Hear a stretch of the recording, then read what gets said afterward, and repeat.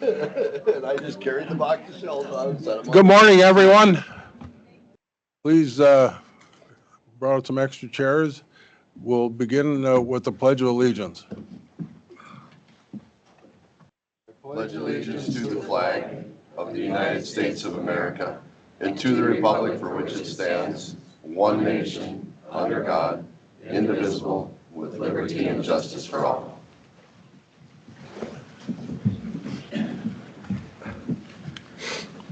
Thanks, everyone, for coming. Just a few procedures. I'll call the public hearing together for the Becker County Comp Plan. And with that, just a few procedures. We'll get started with the county staff introducing the subject, and then we'll go to Robin, our consultant, to kind of get an overview of where we're at. And then we'll open it up to public comment, and we'll limit to 5 minutes apiece. And if you haven't signed in, please do. If not, I'll still, at the end of the meeting, after we went through the ones on the list, we'll allow you to come up and speak if you'd like. So, with that, after we close the meeting, if the board wishes, they can discuss it. Anything further? If not, it's scheduled for final on a county board meeting on October 15th to approve or deny. With that, turn over to Kyle and Robin. Great. Thank you, commissioners, and good morning. Good morning, everyone. My name is Robin Kaufman. I'm a senior planner with Bolton and Bank, and I've been working with the county over almost a year now on the comprehensive plan. So this is going to just be a very high-level overview of the kind of the process to date, as well as the recommendations, and just to kind of give some background before we go to the public hearing component. So first, just wanted to highlight, some of the engagement efforts we went through. There was and continues to be a project website. We have done some social media posts to let people know about the process and opportunities to review and comment. We've done several articles about with project updates to keep people informed. I think we have over 600 people signed up for the email updates. We did a survey early on, and I'll talk a little bit about that when we get to that section. But we had over 471 people respond, and I also forgot to mention that we did do a survey of townships and cities to get a kind of feedback from them what was working and not working in the comp plan. And I know Kyle has had several meetings with city and township officials.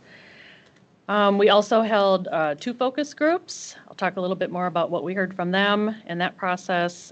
We did initial public review and comment period. We got, I believe it was over 60 comments. And so we did make some changes, highlighted some of those in a few slides. And so because we made quite a few changes, we're doing a second review now. Just to go really quickly over what we heard from the townships and the cities, one of the things that we heard was that there was some confusion between the comp plan and the zoning code and kind of where they interacted. The comp plan, they said it was weak on the environmental needs, agricultural preservation, and growth, especially around the Detroit Lakes area. They did note that it was strong on transportation and parks, but that also noted that it does not focus enough on areas of growth. And again, as I mentioned, the zoning code, there was kind of some confusion about where the zoning code and the comp plan, kind of how they interacted. And also there was some lacking of emerging issues that weren't represented. And they also noted needing to do more to protect community character. As I mentioned, we did a general survey of the public. It was online. And what we heard from the 470 people that we heard from, the top priorities were housing, jobs, and economic natural resources. So we basically asked people to rank their top 3. And so you can see here on the chart that significant number of people said that housing was their was their first, second, or third concern. Jobs and economic development, and then natural resources were by far the top three. So that's a lot of what we spent our time on in the comprehensive plan. As I mentioned, we did 2 rounds of focus groups. We had 2 groups. They met, I believe it was in the March, April timeframe. Early this spring was when we had the first one, and we actually had them separated out. So there was one with the environmental group, and then there was another one with property owners and farmers. The environmental group, we invited a variety of people, including lakeshore associations. I know the watersheds were there. We had probably 15, 20 people at that meeting. We had a really good discussion. Here was some of the main concerns that we heard. There's concern especially about environmental impacts with a focus on water quality and loss of trees, especially there was concern about loss from development. There was a lot of interest in protecting natural resources, again, with water quality being one of the prime reasons. We talked a little bit about opportunity, like with development and redevelopment, that there's the opportunity to make improvements. So, maybe addressing stormwater runoff or impervious surfaces as people try to seek permits or variances. We talked about public education and enforcement really being key. We talked also about surface and groundwater impacts from feedlots and concern about wakeboards. I'll also mention that one of the key reasons that people live here, and one of the key features is that people that want to protect the natural resources, and that's why a lot of people live here. As far as the economic focus group, and again, that was mostly the farmers and developers. One thing I do want to note is that they also, especially developers, noted that protecting resources, similar to the environmental group, protecting the natural resources was important because that's one of the reasons people want to be here. So there was some themes between both groups. As far as what we heard from farmers, we heard that the best location for feedlots is closest to the dairy processors. They also had concern for surface water, groundwater, and they noted that largest feedlots should be planned in areas where the water in the soil is most appropriate. They also noted feedlots should be away from residents. They don't want to be near development just because of the potential conflicts, and so they wanted to be planned for the feedlots and the larger farms away from planned residential development. And they also noted that they felt that feedlots smaller than 2,500 animal units were just not profitable. Existing ones might be able to be, but not new ones. And so developers, again, they talked about density and needing to make development dense enough to be cost effective, especially if there's infrastructure. They thought that 2.5 acre lots were too large, but that 1 acre lots could be maybe allowed on fringe cities where there was sewer and water available. And again, I mentioned that they have an interest in protecting the natural resources as well. As far as some of the changes, so just to go over really quickly some of the changes we made to the land use plan. One of the very first things we did was really separate out the difference between land uses and zoning districts. So in the previous plan, there was about 8 different land use categories, so it was kind of confusing. And so we've consolidated those. As you can see on the triangle here, there's basically residential land uses. Mixed use is an overlay district that we designated.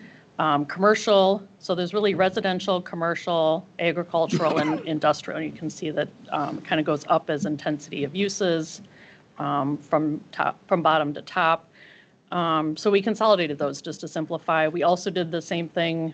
Zoning, we're not taking for approval or review today, but that's going to be following in a later process. But you can see here what we've proposed and that we're working towards is a breakdown of 3 different types of residential uses, 1 commercial, 2 different agricultural uses, and 2 different industrial uses.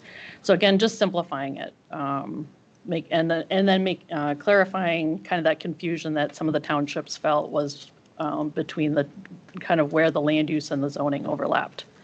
And then we did add a mixed use overlay, and that just allows in the past, it's been more separated between, there's places where residential and places with commercial. We're finding that in some cases, those uses are more compatible, like a neighborhood coffee shop or a little convenience store or something. So that mixed use allows for kind of that blending of compatible uses and on some of that flexibility. So this is an example. This is the previous land use map. You can see it was predominantly agriculture, and you've got residential, especially around the Detroit Lakes area, but it was mostly agriculture. And what we've proposed is adding residential, especially in areas that already have kind of that reflect or kind of or already have residential uses. You know, they were in agricultural, they're guided for agricultural, but they're really already residentially developed. So we've shown those areas that are already planned or already showing residential uses, and then we've planned for some additional housing and densities more around the Detroit Lakes area and kind of that southwest corner. Again, that is one of the reasons we placed it there is that, again, there's already some residential development reflected there, plus it's close to the cities, it's close to where people want to be, is some infrastructure available, and so that was some of the rationale for that. And then you can see the mixed use category. That's, again, around some of the existing communities and along some of the highway corridors, again, to allow some of that mixed use and that flexibility for new development. And these land uses are really getting towards both the interest, again, in housing, the need for housing, as well as the interest in economic development. As far as comments and changes, I've noted, as I mentioned, we have over 60 comments. I know this is kind of small, but one of the main themes we heard from a lot of people was concern about residential development around lakes. We wanted to note that, first of all, that the current plan already does allow for lots of 2.5 acres in the agricultural area. So that's why one of the reasons you already saw some of that residential development occurring in some of the agricultural areas. And we re-guided some of those to residential to reflect the existing use, but then also that can result in some less intense uses by having residential development instead of some of the agricultural uses going right up to the lakes areas. So then concern about feedlots, we did hear a lot about that. We did, again, this is mostly going to be addressed in the zoning code, but we did look at other areas where there was less sensitive areas, less water, and those are the areas that we're looking at for allowing larger feedlots. So one of the things we did within the agricultural areas separate out and have an A1 and an A2 zoning district. The A1 is for less intense, kind of continuation of the existing agriculture, and then the A2 district will designate specific areas where larger feedlots are allowed. And again, those are areas that we looked at that were away from some of the lakes, away from sensitive surface water areas.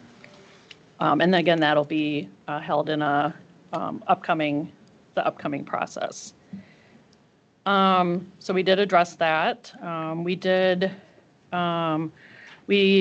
There was concern, a few people commented about concern about forest areas being developed, and we just noted that the county does actively manage the forest. They do have a forest management plan, and as they do that, one of their goals in the plan is to take biodiversity and sustainability into account as they do manage it for both timber and recreational purposes. There was a question about the process. The initial draft did initially cite the incorrect statute, and I just want to apologize to the county board and to the public that was a typo on me. I just want to apologize and be upfront about that. We have corrected that and properly cited the correct process that we did use through the process.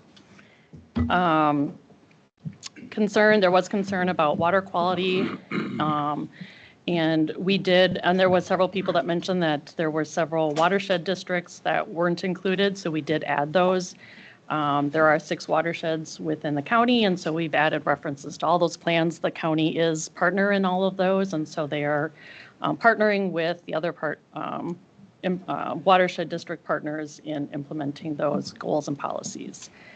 There was concern about wakeboards impact to shorelines, and the county's policy direction is to not address these as countywide wake boats use as a topic in the comprehensive land use plan. And we noted that there are ways that if people do want to petition for surface water use restrictions, there is a process for them to do that. And then there were several people that just made some miscellaneous corrections or requests or clarifications, and a lot of those edits were made as well. As far as next steps, the county board is planning to act on this at next week's meeting, as the commissioner mentioned. And the next steps later this fall will be coming before the county board and the public again with the draft zoning code to reflect any changes that'll be made, and there'll be a public review process for that as well. I think that's my last slide. So, Chair, I'd turn it back to you. Thank you. Just a reminder before we start taking comment, address your comments to the board up here and not to the individuals in the audience or back and forth. We don't want any discussion between people in the room. With that, I think we'll start, and we'll start with the list of people are signed in. And Sue Sonnenberg, just come up, state your name and address, please.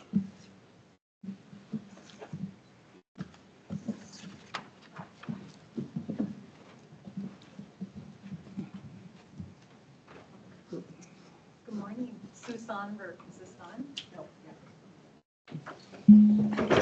Good morning, Sue Sonnenberg, 28659 State Highway 34. I'm here because of gold, liquid gold, not oil, not precious metal, but our water and its protection. And this process started over a year ago with numerous inputs to the commission. I'm going to make a bold statement and then move on that this board should not approve this plan next week, but instead shall convene special meetings with state agencies, including the Minnesota Pollution Control, Minnesota DNR, the Ag Department, health authorities, and county departments to get good factual information about natural resources and water problems and threats that are going to affect us all. You don't want your name or your legacy on something that is incomplete, that doesn't have specifics on how to protect the waters and the land that does affect the waters. You want specific good information from people that are designated to handle these in our states and our counties. I recognize that there's been a lot of hard work on your part, but it's incomplete. It's like taking the best ingredients and making an apple pie, but forgetting to put the apples in, and that's the specifics on how these issues are going to be addressed. It's the lack of the meat in this. It isn't going forward and just approving a plan without having specific ordinances that are going to address water safety and who will enforce that. It seems too loosey-goosey as far as who's in charge of what. And that's what I specifically am asking for. It's all-out rejection next week in front of the board.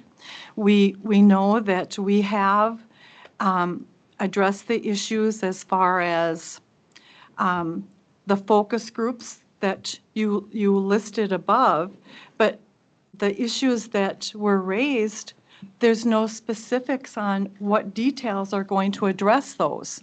And if you go ahead and approve without addressing specifically those issues, what good is the plan? Also, most people, if you asked them a year ago, what was a comprehensive plan, they couldn't tell you.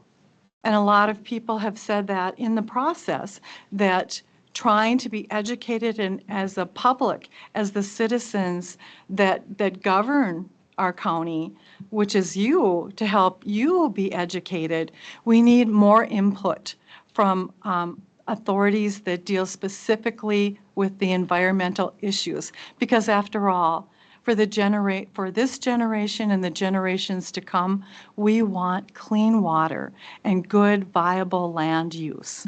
Thank you. Erica, Are you okay if I go after Willis? I'm going to make a quick note, or do you want me to go right now? well, yeah, Erica, or Wells can come up if you want. Is that Lynette? Yeah.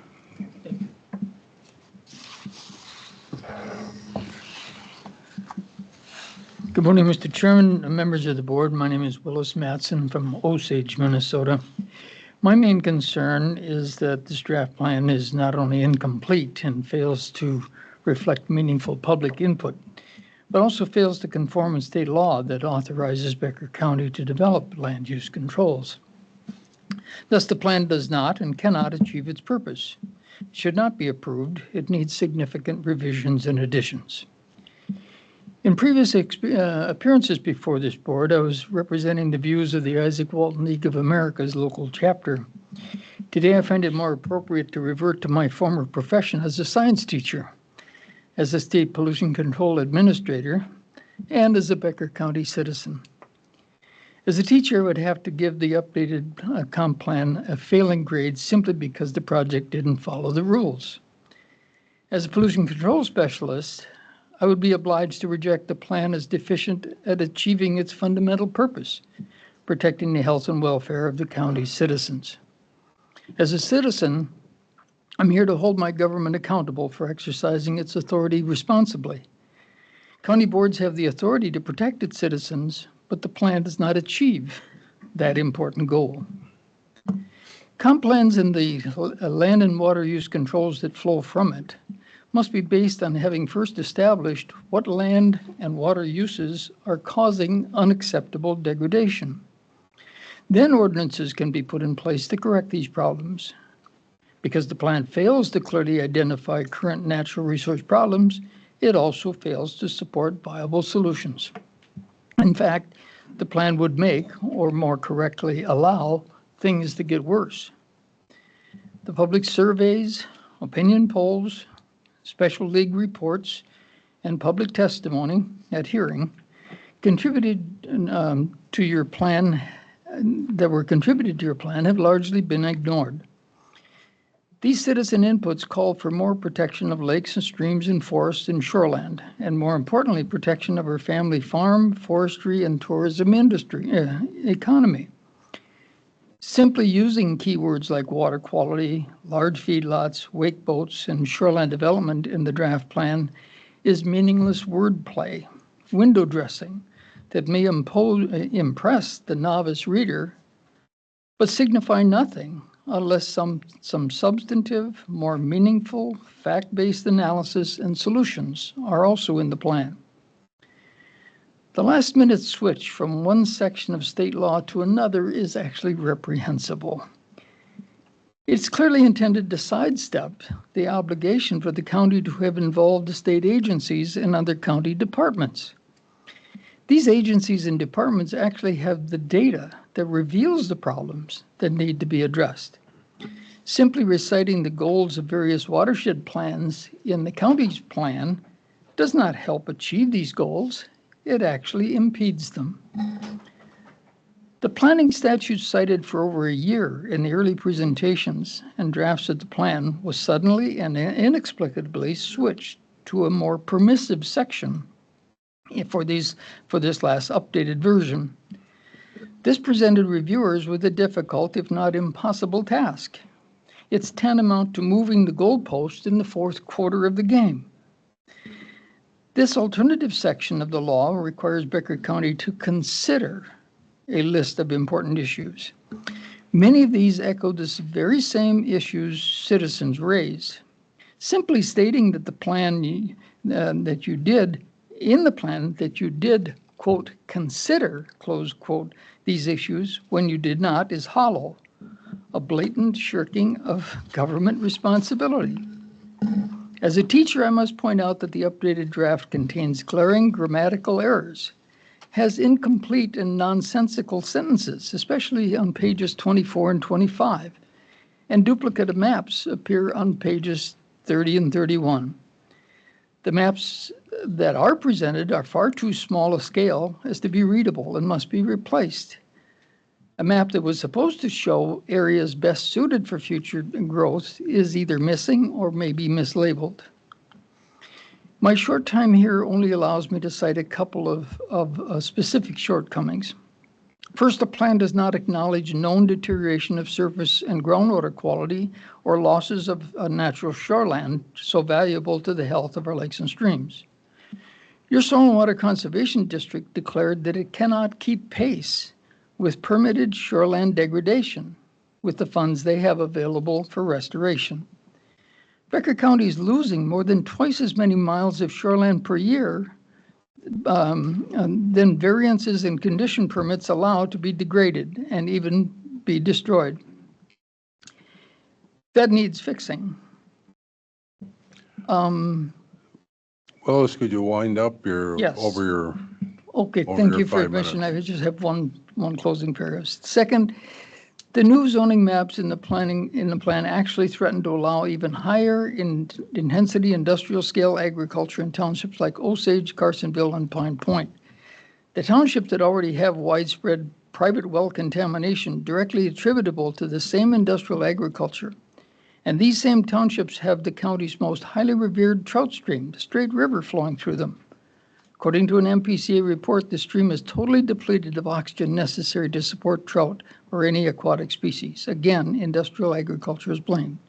Becker County can do better. The plan needs major revision to serve its intended purpose. It should not and cannot be approved in its current condition. Thank you.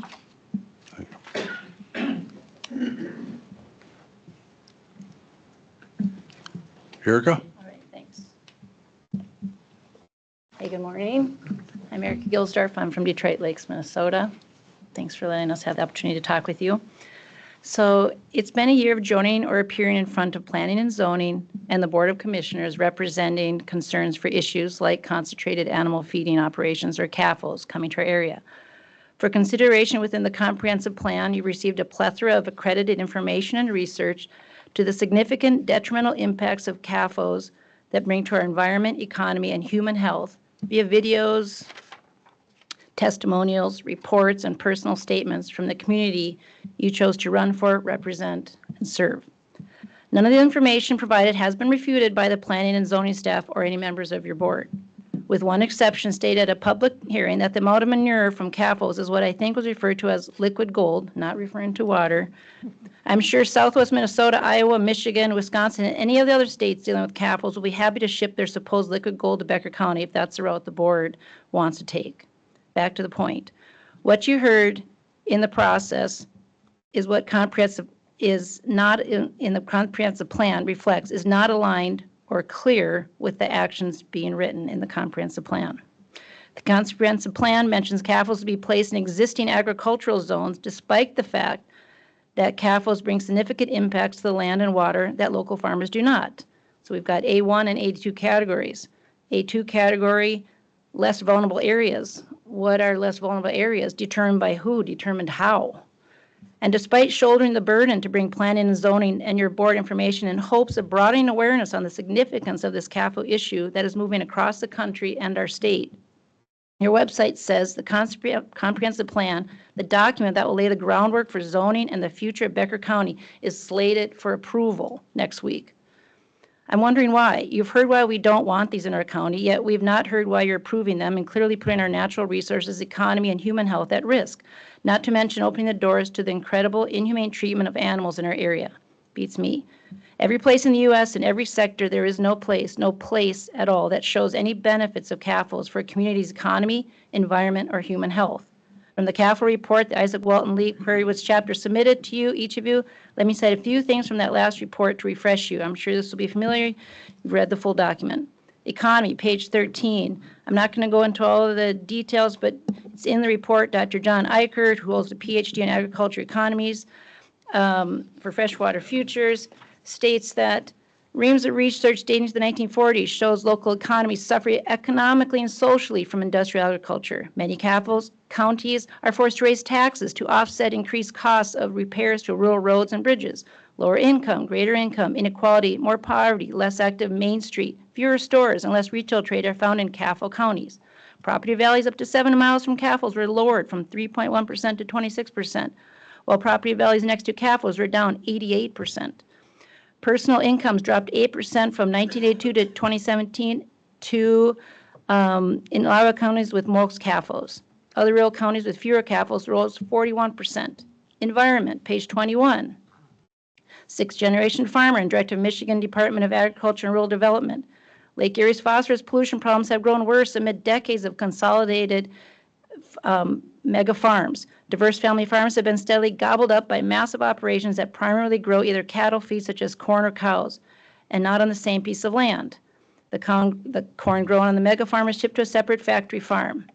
Water qualities factory-sized mega farms are detrimental to the traditional farm economy. Last one, health. The Green Bay Press Gazette, Gazette 1. Number one risk for contamination was the proximity of a well to manure storage pit. Borchers said the closest well in the study was 100 feet from a manure pit, but even wells 3 miles away still have some risk of being contaminated with coliform. So I've heard that the comprehensive plan is a 30,000-foot view, not the place to get into the details. But I see this as more reason to address this. This is a 30,000 view. This is actually larger. This is bigger than a 30,000 view. This is looking across the U.S. and now zoning in our area. The next quick step that we all know is zoning ordinances.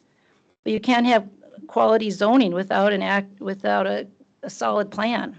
I'm here today to ask you to postpone approving the comprehensive plan until more public and organizational input, dialogue, thought, and consideration is invested before a plan sets the stage or significantly damaging our natural resources, economy, human health, and the just and humane treatment of animals.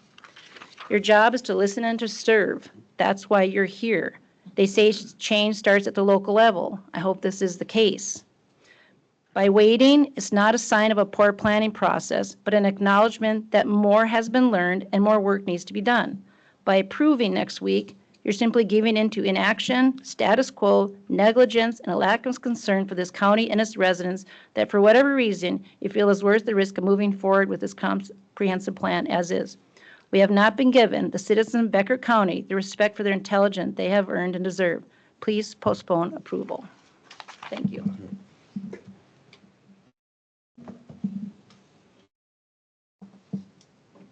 Let's see. Bill Hankey.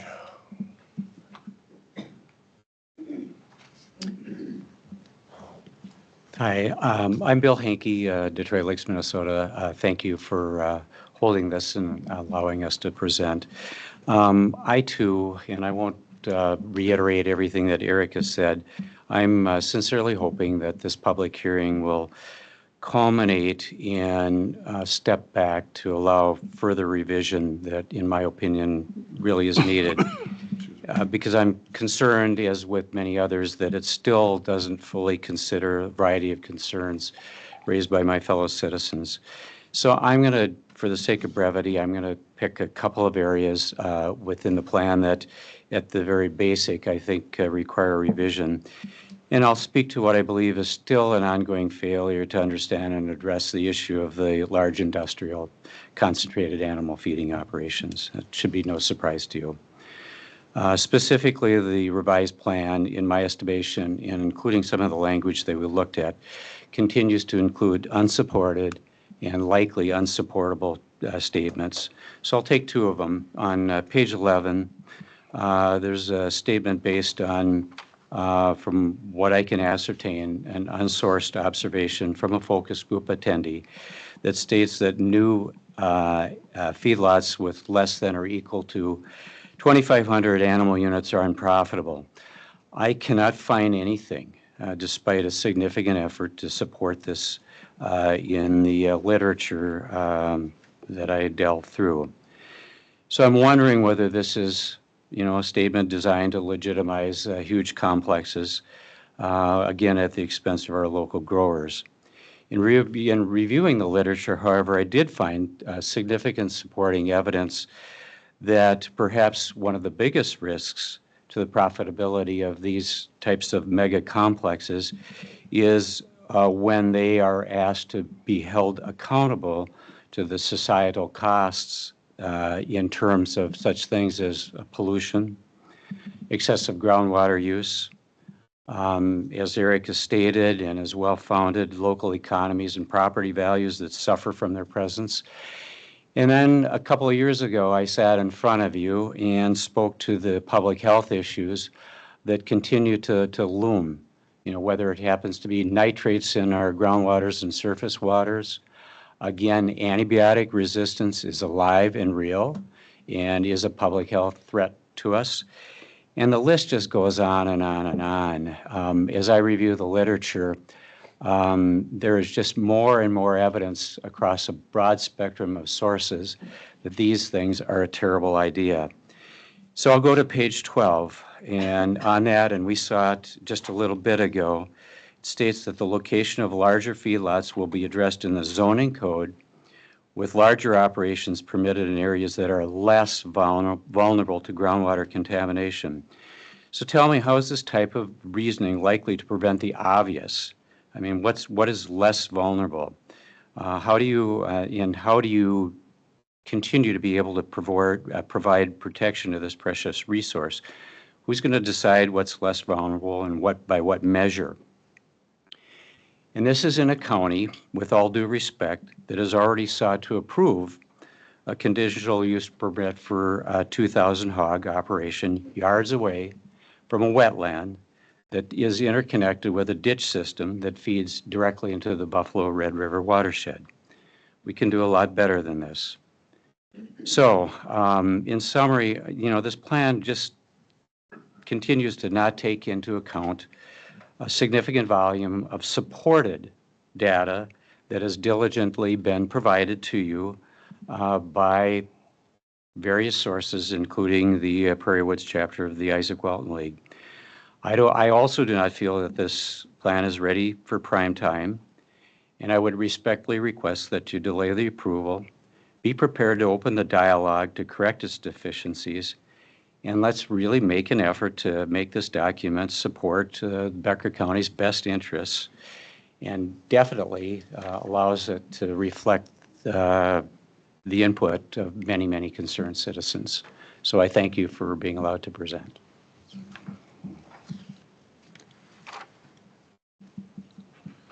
Chuck Becker.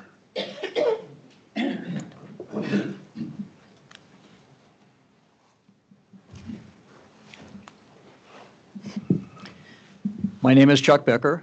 My address is 32655 Sugar Creek Road, postal address Ogama, a full-time resident of Becker County. I'd like to start out by reading the introduction to the draft plan because I think it's a great start. It says the 2003 comprehensive plan no longer reflects current conditions and needs of the county. Therefore, county leaders recognize the need for an update to address the new challenges and benefit from new opportunities. And I think, in a way, the plan does mention new challenges, some we've just heard about, but maybe it doesn't go far enough with some of these new challenges. And these are challenges, for the most part, that did not exist on anybody's radar in 2003 or even at the time of the update in 2015. So just some of my observations of the draft plan. Starting with, I'd like to note that watersheds are mentioned. Watersheds are listed, but I believe the Pelican Red River Watershed District is not mentioned in the plan. Am I wrong about that?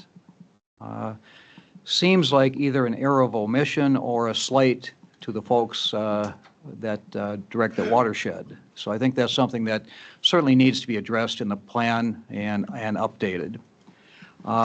Second thing I'd like to mention is the text regarding short-term rentals. It seems to talk about the great opportunities for revenue for either folks that bought these homes or what have you, strictly to rent them out, and also the revenue that can be derived by folks that use their homes at times, particularly on lakes, but then rent them out. So that's a good thing for these folks. What it doesn't do is address any of the downsides. And we know about these, other counties know about them. Kyle mentioned them actually at the spring of 2023 in a meeting with the Becker County Coalition of Lake Associations when he talked about the upcoming comprehensive planning process and said that among other issues, short-term rentals would be addressed. Your neighboring county, Ottertail County, has recently implemented a comprehensive ordinance regarding short-term rentals, and it's something that does have downsides, folks, and it's not mentioned at all in this plan. And it is an emerging, growing issue. My other comments are largely for natural resources and our lakes. As we all know, I'll say lakes specifically are an extremely important part of this county. Revenue. Let's talk about revenue. It generates a lot of property tax revenue. It helps in other ways, the lakes. People support our local businesses. It draws in tourism, more revenue. And it adds to the quality of life. They add to the quality of life in this county, no doubt about it. I'm sure we can all agree on that. Natural resources in general, as been mentioned, boy, some of the key folks that know about what's going on with natural resources appear not to have been asked about those conditions, DNR, MPCA, et cetera. Seems to be something that probably should have been done to ask those folks what they thought were maybe emerging issues. So, but I want to talk specifically about wake boats. That's my thing, folks. I was part of the authorization of the research paper that was presented to the county with lots and lots of detail. Wake boats are an emerging issue. They didn't exist back in 2003, weren't on anybody's radar in 2015. They're a growing issue in this county and across the U.S., Canada, you name it. Where they exist, there's concerns. It's not just the shoreland that we have to be concerned about with these boats and the wake sports that they facilitate. It's the bottom of the lake. It's the wildlife, it's the fisheries, et cetera, that these wake boats can, particularly in wake surf mode, cause issues. And it's also the safety of other folks trying to recreate on our lakes. If you're on a big lake, maybe not a problem. Maybe the boats can get out far enough. Maybe the water is deep enough not to cause some of the issues. Maybe other folks can recreate other parts of the lake. Chuck, your time's about up. Boy, that was quick. So at a minimum, we've tried to work with you guys. We did go to the Sheriff's Committee meeting. Commissioner Meyer, you were there. We had a good meeting, I think, with the sheriff. What's listed in the draft plan, you still don't get it, how the ordinance process works. I would ask that at a minimum, the draft reflects, or excuse me, the plan, ultimate plan reflects that this is a concern. It is an issue. It's an emerging issue. It will continue to be. And to, at the least, encourage and educate folks as part of the draft plan or as part of the final plan that the surface water use management ordinance petition process exists. Individual lakes can take advantage of that. Got it. Thank you. Thank you.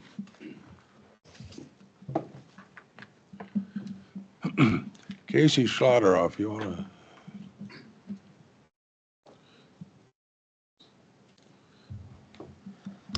Casey Schlotteroff, 23175 Wine Lake Road, Detroit Lakes. I'm a CAFO owner, proud to say that. I think with the county including plan for having CAFO ability in Becker County is good. I believe we want to see CAFOs in Becker County in areas that are environmentally good for them. CAFOs are highly regulated. New CAFOs are engineered almost to municipal standards of construction. Pollution control is involved from almost day one, engineers, certified engineering. Greenfield construction, yes, it does take a larger size facility for greenfield construction to be viable and profitable. Economically, we pay almost $1 million of labor a year that goes directly into our community. We all live here. We own forest, we own field land, we own lake shore. We try and not damage any of it. We're regulated not to, but that's not the big reason why you take care of it. You take care of it for what we plan on passing on to our kids, and it's the right thing to do. When you talk about antibiotic use, the amount of antibiotic use, animal husbandry has so much improved that antibiotic use is almost non-existent on our farm. And I believe larger farms, there's even less antibiotic use than just because things are taken care of better, ventilation is better. Overall care has improved so much. We've learned so much in the last 30 years of taking care of animals. So we field apply our manure. Most of the crops we grow, we use very little nutrients. Homegrown fertilizer from in our own county would be a benefit as opposed to importing nitrogen that comes from Russia or China. Phosphorus that's dug in a pit mine in Canada. It's all produced right here.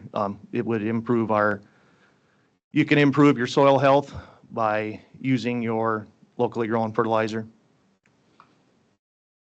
So I think for the county to make a plan that welcomes properly managed CAFOs into the county would be a good thing. Thanks.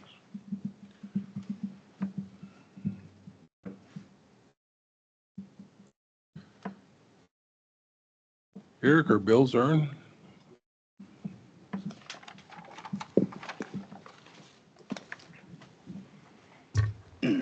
My name is Eric Zern. My address is 18633 County Highway 14. I was involved in one of the meetings for the comprehensive plan, and I recognize that the county has spent a tremendous amount of money and time developing this plan. And a lot of people have touched on more regulation from outside agencies, but those outside agencies are regulating our county whether we want it or not. So I don't know why the county needs to delve more into regulation like that when the state of Minnesota is so regulated by the DNR, the MPCA, and many other agencies that I don't know if that's necessary. I think the county has worked very hard on this comprehensive plan. They've taken people's input for just about a year now. Everybody in the county has had a chance to give their input. And I hope that every citizen that wants to gave their input. The input we do not need, though, is from outside national groups. We just want citizens' input here because I feel that the county has done their due diligence in researching environmental needs. Thank you.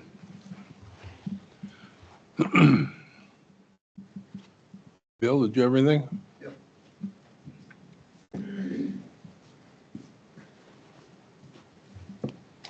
Bill Zern from Callaway, 18629 County Highway 14. I and my wife Carolyn, born, raised, our family, we live in Riceville Township, which is on the White Earth Indian Reservation. A lot of my first cousins are part native. I raised 5 kids, 80% of them still live in the county. I have 13 grandkids, 9 of them are in the county. So I think the county is local, is doing a good job. I've been on state boards, national boards. The governor appointed me to the Water Quality Certification Board years ago. So it was 15 people came together, a few farmers, business owners, environmentalists. We worked on it for about 4 years. We came up with a plan. Everyone signed it. Our farm is water quality certified, which is a big thing. It's showing that we're trying to do the best that we can. We had people from the state. We had the national EPA. We had the commissioner, of Agriculture, Secretary of Agriculture on it, so we did a good job, and I feel Becker County is doing a good job. When my grandfather moved on here, Detroit Lakes was pretty small, and nobody lived on a lake. I do not have $1 million home on a lake. If it was up to me, I think they should be back 200 feet from any lake edge, because that type of soil is sandy ground. Where we live, we have 6 to 18 inches of black dirt, and then we had to drill a site to build a grain bin and 100 feet of clay, so that water doesn't move down a whole bunch. So I want to think the county has done a good job. We've done that, and I've been on these state boards, and we have a lot of regulations. At some of these meetings, we decided, well, maybe we should go organic. But in that whole group of people, we couldn't find anyone that would pick out the 600,000 people a year that would die from starvation. Because of that, we have to grow. Detroit Lakes has grown. We now have houses, courthouses, and the same with farming. We do not have, like it used to be an old McDonald's farm. You have to specialize in, and I think you guys do a good job. We're not building on a lake. So we go from that. So I think you had good hearings, and I appreciate the time and effort. Thank you. Matthew Davis. Hello, my name is Matthew Davis, and my address is 15274 Sunset Hill Drive in Lakeview Township. I want to talk a little bit about the process, and first I want to read something that I found on the state health department's website. Comprehensive plans are one of the primary tools used by local governments to achieve the community vision, regulate land uses, and guide future investments. And then if you switch to the draft plan, the vision statement for Becker County, in the plan, Becker County is an innovative and thriving community based on rural values. It is supported by a diverse economy of forestry, tourism, agriculture, and industries with a balanced approach to growth. What rural values are you wanting to preserve? You can't do all of them because many of these competing rural values are incompatible with each other. Does the public want CAFOs? Do we want wake boats on all of our lakes? Those are rural values that should be addressed in this plan, because you can't have the regulation without knowing where your vision. It's kind of the adage, how do you know where you're going? Or you can take any road if you don't know where you're going. So I think the county board needs to go back and do a much better job of asking the citizens, what do you want the future of Becker County to be? And I just want to relay, I signed up to join the mailing list when the planning process started, and I think I got a link to the survey, and then it was probably 6 or 8 months before I heard anything again. And that was to comment on the draft plan. Shouldn't we be doing better at getting citizens who volunteer to want to participate? Shouldn't we be asking the citizens, what are those rural values that we want to preserve? I felt, to be honest with you, let down by the process. Because again, I wanted to contribute. And I feel like the county board did not listen to the citizens, kind of placated them, and you move on. And just one last thing, there's been a lot of talk lately about the county spending money to do a plan for Toad Mountain Park. And I believe the commissioners said that they didn't want to spend $50,000 to do a master plan. I don't know if this is true or not, but I heard that the county board spent $100,000 to do a plan for the whole county. That just doesn't add up. It seems to me like this county did a plan on the cheap, skimped on public involvement, and I think we need to do better because, again, we want to preserve these rural values. But if you don't know what rural values the public wants to preserve, you can go any which way and get there. Thank you.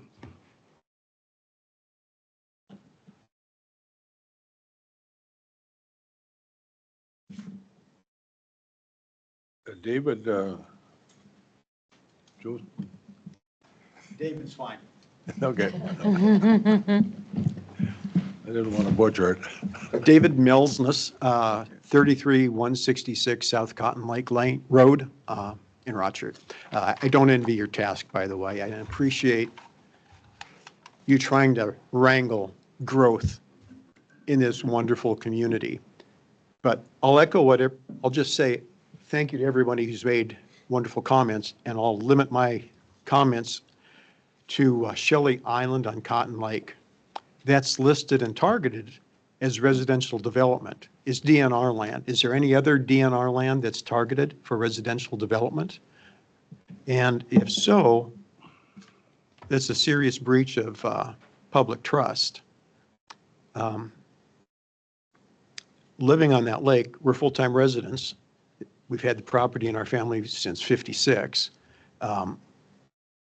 One of the things we do love about this whole county is the nature, the vibe, the rural values. And I think by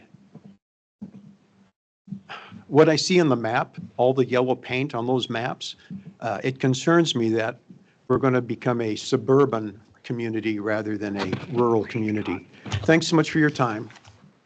Mr. Chair, Mr. Chair, Yes.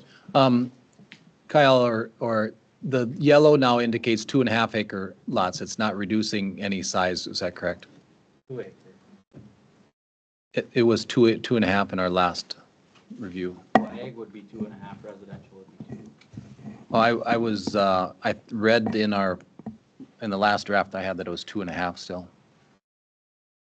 I was just curious if that's the same. There was no differentiation between ag or residential. There'd have to be something.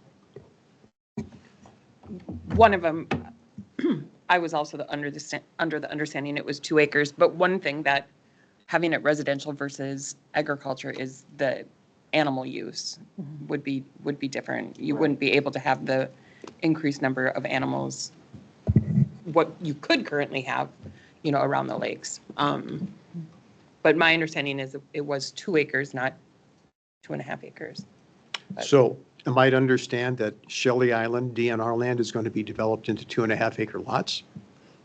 I don't. No, the mapping, the yellow on the map showed residential areas. Initially the request was 1 acre lots, and I objected to 1 acre lots in the country. Then after that, we looked at 2 acre lots and then I attended 2 township meetings, and they were adamantly opposed to Cormant and Lake Eunice, 2 of my larger townships that have mostly the yellow in their township, and they were adamantly opposed to that too. So at the next time, I thought we changed that back to 2.5 acres with some exceptions for developing in residential, but I guess it's changed back to 2 acres. But I'm not supporting a 2 acre. But the yellow maps also just indicate where those areas are designated. Doesn't mean anything will or can be, or they can go down to that acreage if it's reduced, but otherwise it would stay there would be limitations as far as density on storage buildings, on the common interest groups. There would be some other restrictions so it would aid in some restrictions, but it would increase density if you're dropping down to 2. I don't support that. I won't vote for it if it goes that way. If it's 2 acre lots, I won't support it. My townships were adamant. I think the whole town boards are adamant that we don't go lower than 2.5 acres.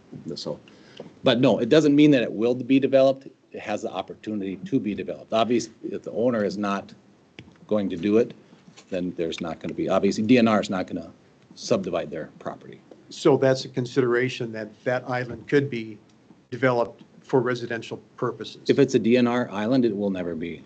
Okay. I mean, they're not. Will we be able to change that on the map? It really makes no difference if DNR is not, they're not. Okay, so I don't it's a know DNR how it all property. works, but I just have to trust that our county will not impose residential development on current DNR land. Is that correct? Well, here's one thing, so you need to understand. So actually, 2 acres or 2.5 acres not.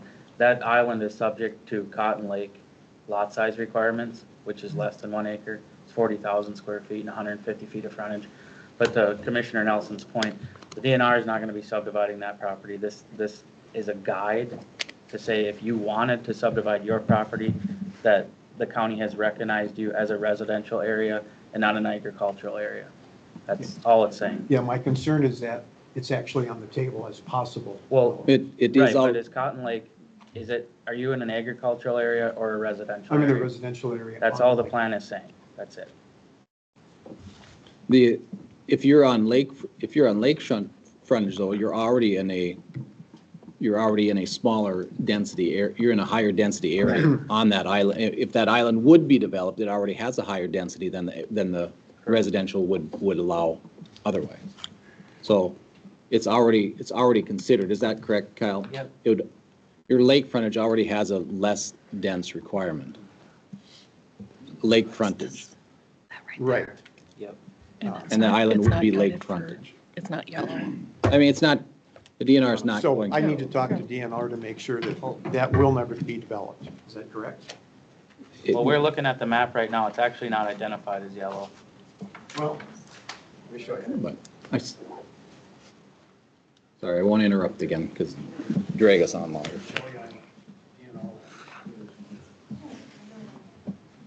It's just a concern. Yes. That it could be actually in play to be developed. That's a huge concern. So that is. In Erie County.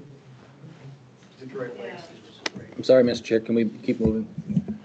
Christine? I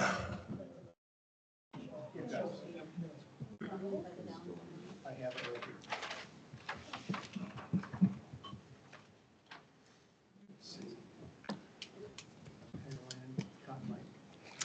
Good morning, and thank you so much for the opportunity to be here. I'm Christine Spajensky. Our address is 54795 State Highway 87, Monaga.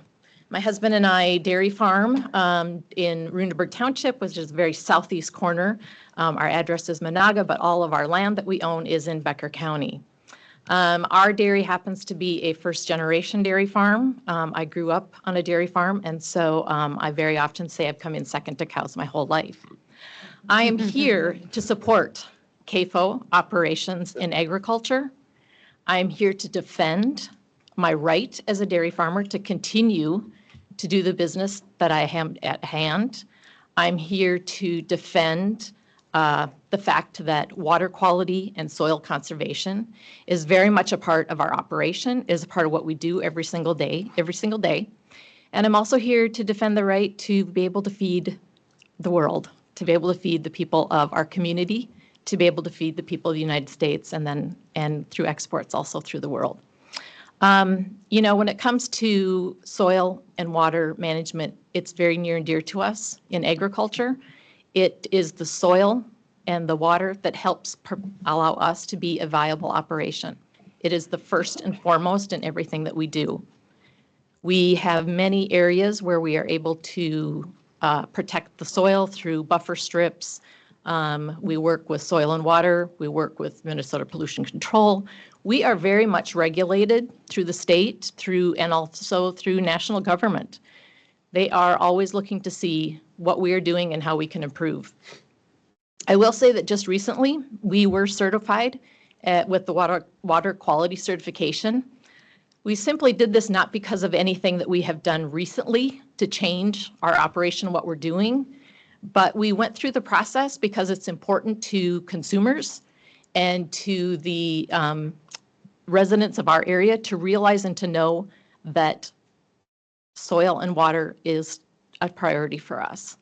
And so we're very proud of what we do in being able to take care of the land. One thing I would like to talk about also is antibiotic use.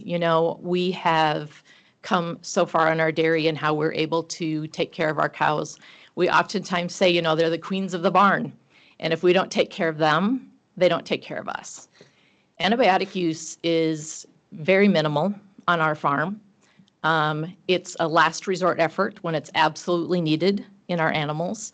We're able to keep them healthy through good housing, through feed management, and just keeping track of their daily health on a general basis. And so, my husband Mark and I have 4 children who would like to very much dairy farm. They've grown up on the farm, and every single one of them have an interest in being in agriculture. Agriculture has changed. There's no doubt about it. It has evolved over time, and it will continue to evolve, as will the dairy industry. But I'm here to protect the fact that my children would like to one day also be able to farm. And to be able to do that, to be able to bring 4 more individuals into our operation, there is the potential that we would need to grow. I would also like to make point that our 350 cows provide a family income for 6 families through the partnership that my husband and I have with my husband's brother and also the employees that work for us. Those cows are very important to their well-being as well. And so, like I said, I'm very proud to be a dairy farmer. I'm very proud of the fact that my children want a dairy farm, and I want to protect that in the years to come. Thank you. Thank you.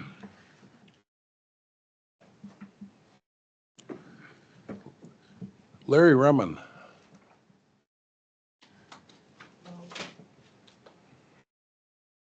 Mr. Chairman, Commission members, what I have to talk about is pretty minor compared to all the other stuff I've heard this morning. So, Just state your name and address, Larry.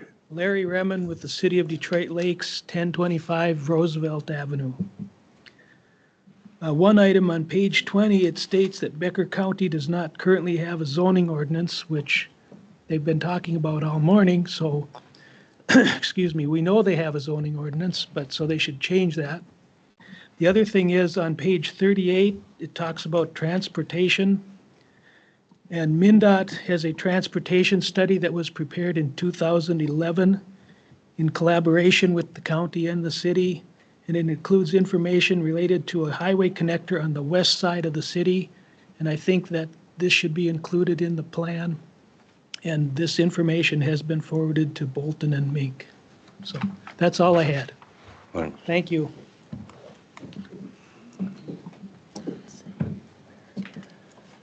Is there anybody online that wants to speak? There, just state your name and address, please. Anybody online? Hearing none. Anybody else want to speak that wasn't on the roster? Tyler, you were on here. I was. I didn't know what I was signing up for.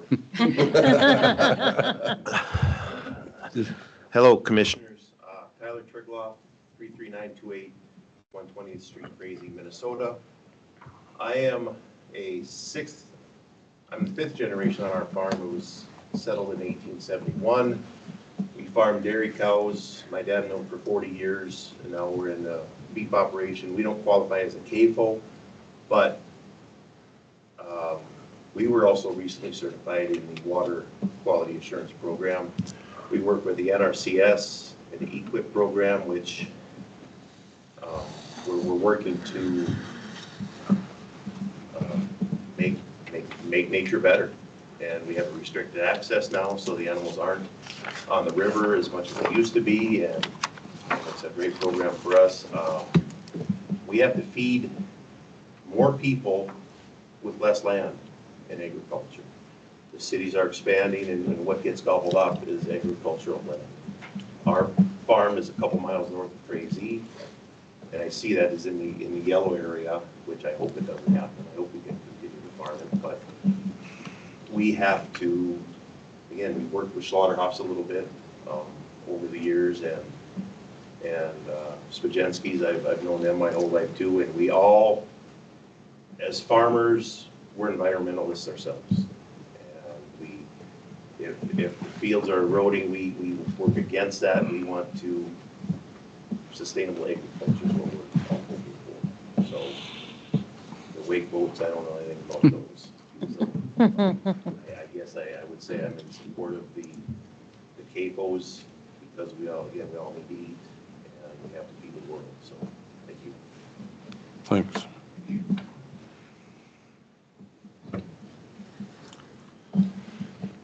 Is there anyone else that didn't get signed on the list that'd like to speak?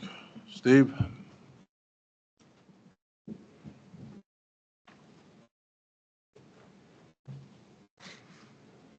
Thank you, Commissioners. My name is Steve Lindo. I'm from Ponsford, and I'm on the Planning Commission. And I'm here to speak mainly as a member of the Planning Commission, I think, for myself. And some of the things we're talking about with comprehensive plan, it's all really good stuff. It gives us information that we can use when people apply for variances, when they apply for cups. We can go back to it and look at what it says. So it's a guide. And it's a guide for you and the decisions that you make. I think as a member, we need information to make decisions on whether granting a cup, for example, or not. I think we need guidance by the county. And the plan is that guidance that we should be going by. I know that plan is not used very much when it comes to some of the decisions that we make. It's kind of in the background and it's there, but it's never part of what we discuss. And so to make the plan more important, more usable, and more used, I think it's something that should be incorporated into decisions about cups, decisions about variances, and that should be brought into the meeting where we operate, and where we look at these applications.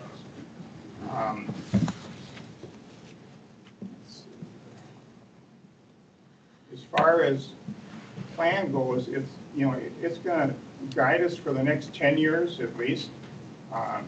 And people here have been talking about the CAFOs, they've been talking about wakeboard boats and the issues around them. And it's kind of in the future is where we're going to have to make decisions about those two topics.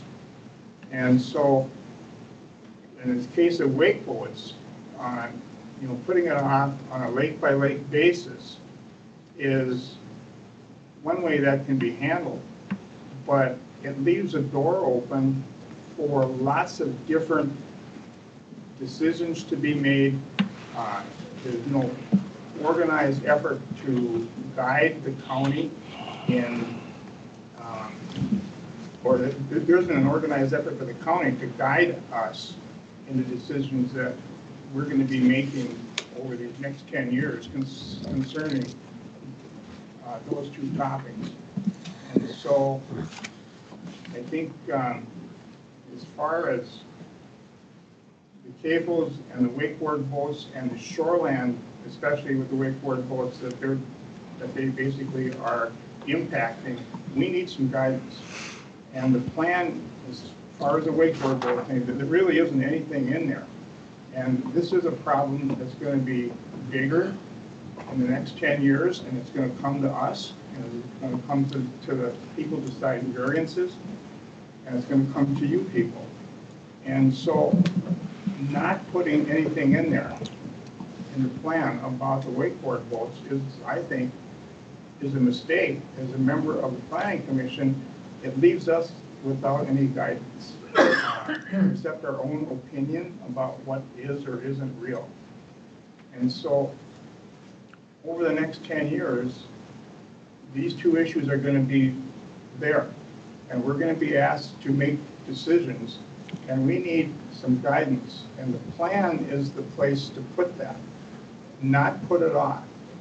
And that's kind of what I'm hearing, especially about the wakeboard boat thing, put it off on a lake-by-lake basis. That's not being responsible from a county's perspective in guiding what decisions are made about those particular types of boats. The CAFOs, there's a lot of ordinances there, PCA and so forth. But there's the county perspective as well. And that is important, that the county kind of step up, so to speak. The PCA DNR is kind of an average. They have a lot of regulations that covers kind of everything statewide. All places in the state aren't the same. Becker County is different than other counties, And so we need to look a little closer maybe and, how it is. Steve, your time is about up. Okay, so Thank you. I think the guidance piece is what we need, and that comes from the plan. And I hope that maybe those two topics get a little bit more discussion and put into the plan. So, thank you. Thank you. Anybody else? Just state your name.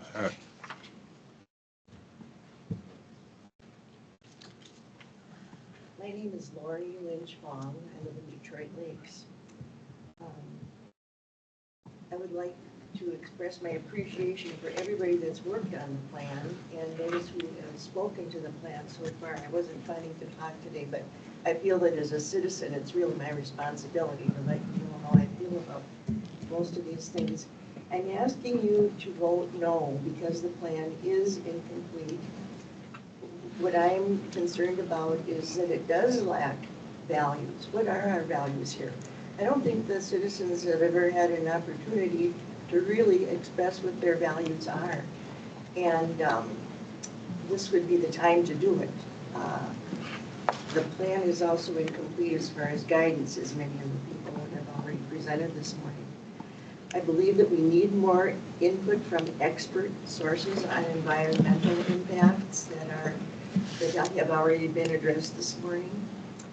I think a lot of citizens in this county would be shocked to know that there are 3 townships that have no potable water. That's my understanding. Can you correct me if I'm wrong? What did you say? No. Have no what? No potable, cannot drink their water. I don't think it's that there's none. There are 3 townships that have wells that have high nitrates, but it's not a full township, So my understanding. Those who have the high nitrates are not able to drink their water. I would assume they're recommended not to, not cannot. There you go, okay. Anyway, this plan allows the way things are to get worse. I'd like to see no concentrated animal feedlots in the county at all. And as far as the wakeboards, they do affect the soil. Wakeboards affect the shoreline, and shoreline is soil. That's about all I have to say, but please vote no. I'm asking you to vote no on this plan. Thank you.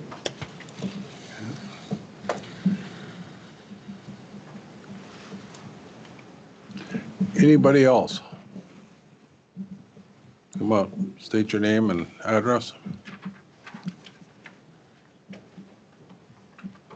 Good morning, my name is Jody Moser. I live at 25165 County Highway 32, Bloomsdale Township, about 10 miles north. My family has property on Cotton Lake as well.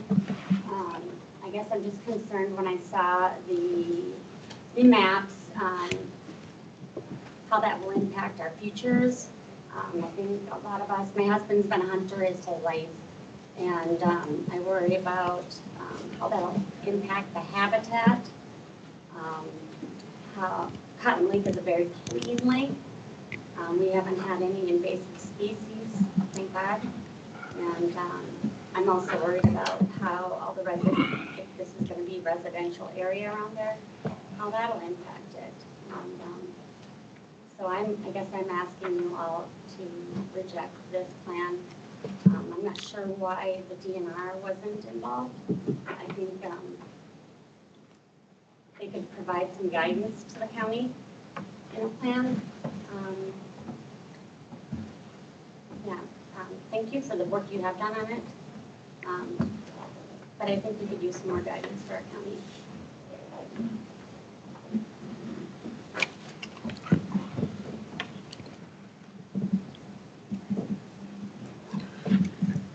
Anyone else? Anyone else?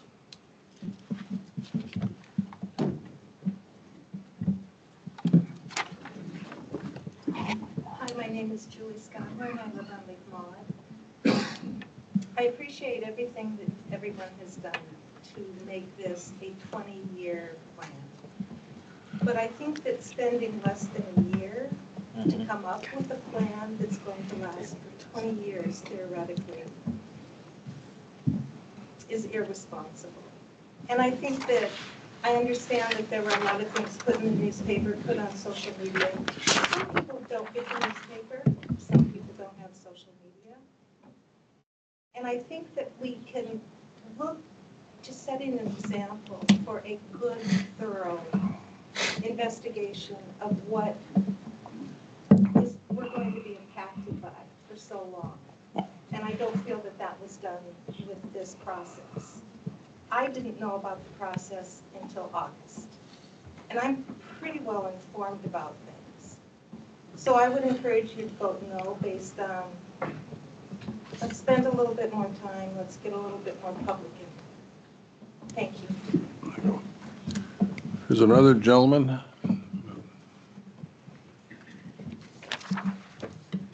Hi, I'm Vincent Dives, at 220 Westlake Drive, and I come from Big Lake, and my concern is water.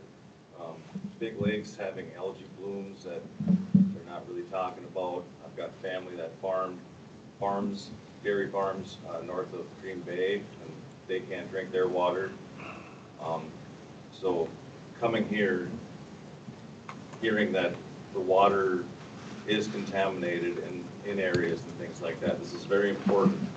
And while the CAFO idea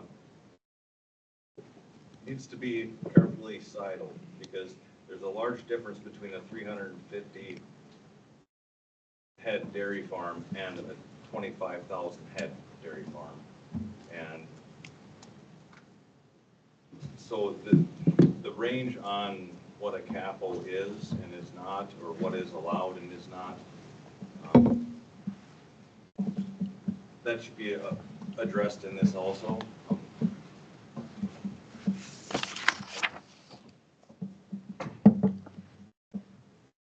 We all share the same water, and it needs to be clean, because nothing can live without good water. That's all I think. Thank you. Anybody else?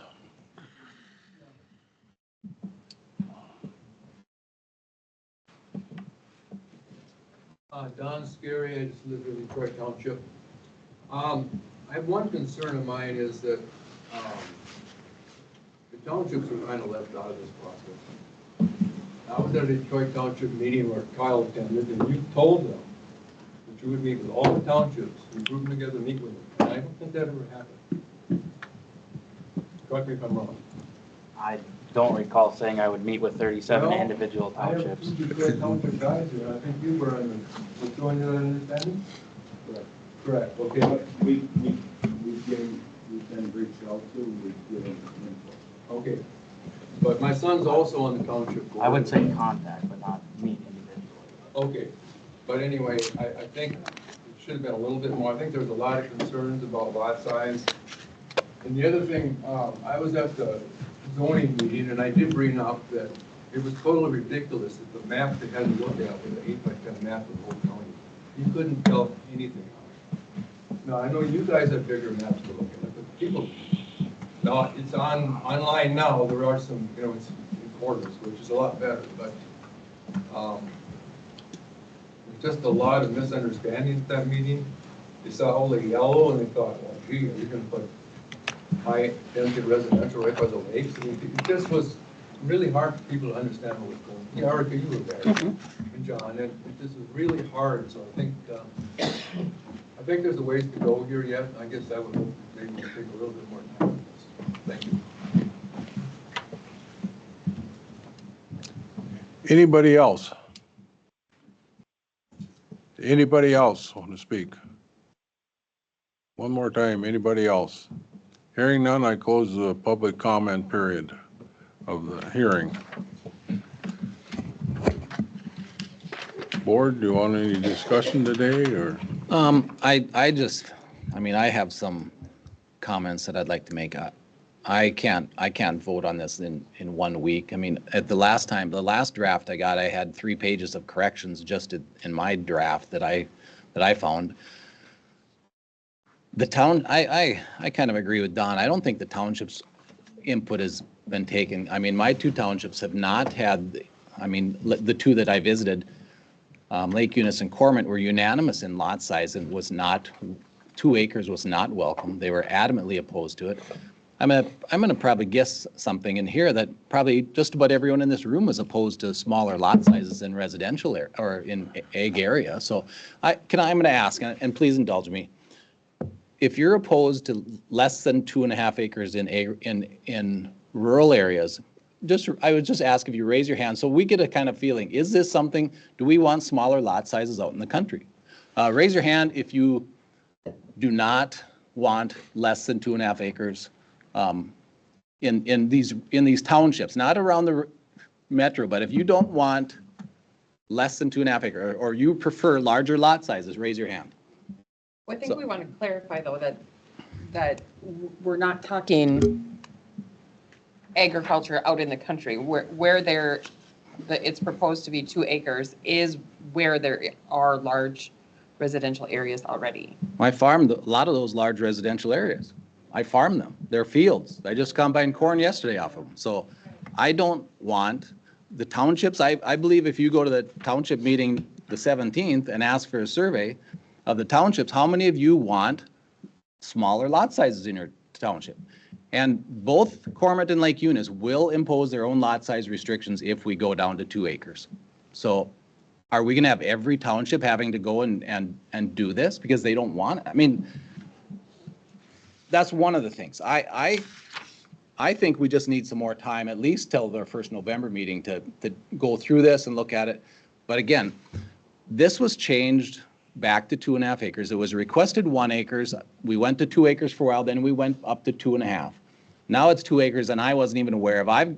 The plan that I've been reviewing has 2.5 acres, and I have marks all over about different things, about typos.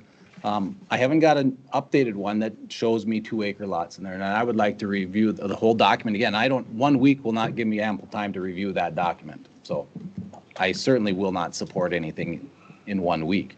And I won't support it if it's 2 acres. On the yellow areas, I don't support the 2 acre lot size. And I don't believe my townships will either. Sounds like there's other townships that don't like 2 acre. Now, I commented that if we go to 2.5 acres and keep it yellow, we can add that if you do those developments in those areas with 2.5 acres, you don't have to go to planning and zoning. That was my recommendation. So if you have a development going and they want to develop, and there's one down by my place that did 2.5 acre lots. There's 17 lots coming up. They wouldn't have to go to planning and zoning. You're going to develop a whole project 2.5 acres, then it's not. So that would be your advantage. You don't have to. And also, if you want to develop a property with smaller lot sizes, I think we used to call them a multi-unit residential development, or MURDs. I think you could have smaller lot sizes, use better infrastructure, and then have some space on the edge of those for green space. But my opinion is the townships, and I don't want less than 2.5 acre lot sizes unless it's a planned unit development and work through. So that's my opinion. I would like us to at least take till our first November meeting to consider it. Well, just a comment, if we put it off to our November 5th meeting, I believe is our next one. It's just a long gap between our October 15th and November. Gives you almost 4 weeks to review. Will also give us an opportunity to speak at our township meeting, the 17th. The county township meeting on the 17th. That's the wish. I would support that too. I do know that because my husband, who's on Evergreen Township, all town board members were notified of today's hearing to provide. I know my townships were, so. I know whether the townships got involved or not is one thing, but they all knew about it. Mm-hmm. So that's, whether they chose to be involved, that's up to them, but they all knew about it. And we have Detroit Township here, so. The other thing, though, is I presented that we were going to go to 2.5 acres to those townships, and now we're going back to 2 acres, so we've changed that. And I will say that this process, in my opinion, hasn't gone very smoothly. And one of the mentions was the VRBOs. That was one of the things that we were going to tackle initially and get done by last spring, and now here we are. Part of this was those ordinances were supposed to be addressed first, and we haven't addressed them. And there's reasons why, but we had a meeting, the commissioners had a meeting about those, and I since then I've stated that I liked the 3 strikes you're out VRBOs from Otter Tail. That was what, May 5th, I think they enacted that, and I asked the question then. I would like to mirror that, and here we are again. It's I don't think Bolton Bank has done their best job, their best work on some of the timeliness and forth. So, but I think we can salvage this and move forward, and I think we're too far into it to not act on it. I think there are a lot of good things in there. We have 4 weeks roughly to make changes and additions. So. The other thing I would like to address with the CAFOs, I would like a provision in there where if there's a new CAFO coming in, that and this, I'm just going to throw this out there. If the property owners within a certain amount of distance agree with it, I mean, my concern on CAFOs is more of the adjoining property owners that live there that would be negatively impacted if they're a quarter mile away or something. That's who I'm concerned about with CAFOs. More so, I understand farming and the value of fertilizer is something that I, as a farmer, would seek out that as a great opportunity to put on the land. Soil health we're working with soil health, and there's lots of things that Soil and Water, Becker County Soil and Water are working, but I don't think you can find anyone that says animal waste is not beneficial for the soils. It is. I mean, I've put some on mine, and it is great. And you don't over apply because it's too valuable. I mean, the farmers today, we are doing a better job on representing ourselves. There are still farmers that aren't doing things as well, but farmers are doing better every year.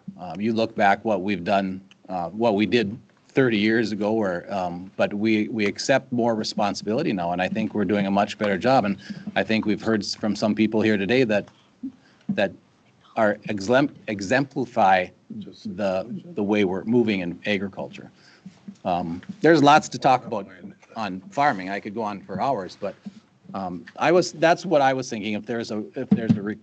If you have your neighbors to sign off and say we're fine with this, then it gives you within that distance or something like that. That would be a concern of mine. If you're, how the neighbors are affected. If you own all the property, then it's all yours. There's no neighbors to worry about. But that'd be the only thing where I would have a concern of if there's a neighbor that's a great negative impact. I would argue, I heard earlier, that it has depreciation of value of land or property. I could argue the opposite. If you're next to one of those and you have ag land, that property is worth more, has more value, because now you have a good supply of fertilizer that you don't have to ship in from other areas, and it's a better source for soil health. So if it's a house, I could see the value go down. If it's ag land, you're probably going up in value. But anyway, I just want to acknowledge too, we did get comments and letter from Pelican River Watershed District that will take.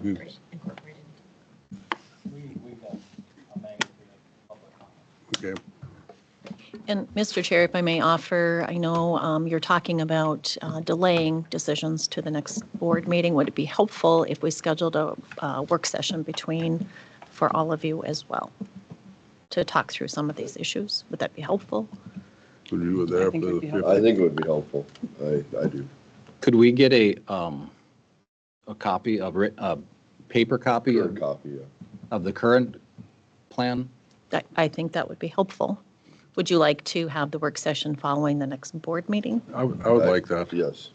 We could address concerns and. That would be my suggestion, then, that you can back and any work session is open to the public if all commissioners are here. It's announced, so it'll be on the agenda. You can say that. Excuse me? They can sit in. They can sit in, but they're. Correct, yeah. Yeah, there won't be a time for public comment. After the next board meeting. 15th. Anything else from the board? I jotted notes down from everyone, and I mean, as you can see, we have a balancing act, and it's difficult we're not going to please everyone. We're not going to please all the commissioners are going to have difference of opinions, as you can tell. But I wanted to thank everyone for this, for putting yourself out there and speaking one way or the other, or whatever your concerns are, because we do listen. Again, we can't please everyone. We do listen. I've heard some comments that I am going to make sure that we can address any issues on lake issues in the future and I think to make sure we're available to do any ordinance affecting it, lake surface or, like we did on Lake Sinclair. We're one of the few counties that have any ordinance on any lake. As you know, there's no boating allowed on Lake Sinclair because of the city's septic used to go through there, and if it's disturbed, it's what's the word I'm looking for? Alm. Did you alm? The bottom is kind of sealed with an alum. That's why we don't want any churning on that. Alum. So there's no boating allowed on that because of that. Otherwise, it'll go downstream to have a negative effect on all the lakes there. But anyway, thank you again for your comments. I think I can speak for everyone. We've listened and heard, and we'll work harder and make sure we get some resolve in a couple weeks. I would also like to piggyback on that. I appreciate everybody coming and expressing your opinions because that's a value to all of us. So thank you for coming here, and thank you for expressing your opinion, and thank you for the information.